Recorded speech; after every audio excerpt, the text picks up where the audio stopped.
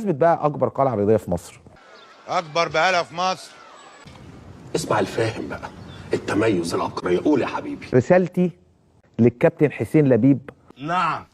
ارغي يا عم الامور. كابتن حسين لبيب، النادي الاهلي هو احسن نادي في افريقيا.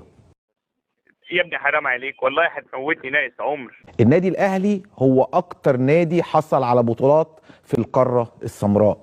وايه الجديد يا شيرلوك هولمز انت؟ النادي الاهلي النادي الوحيد اللي وصل اكتر من مره لكاس العالم للانديه. خمسة حرام عليك، اعطي له 5. النادي الاهلي هو اقدم نادي، اقدم من نادي الزمالك 1907 و 1911. كان يوم اخبر يوم ما عرفناكم. النادي الاهلي هو بطل الدوري اللي فات وبطل كاس مصر. ايه هذا الحنك اللي معفن دي؟ ايه هتنقط مجاري من بقك؟ ايه دي؟ هي مش دي الحقيقه؟ مش ده الواقع؟ واقع ايه؟ واقع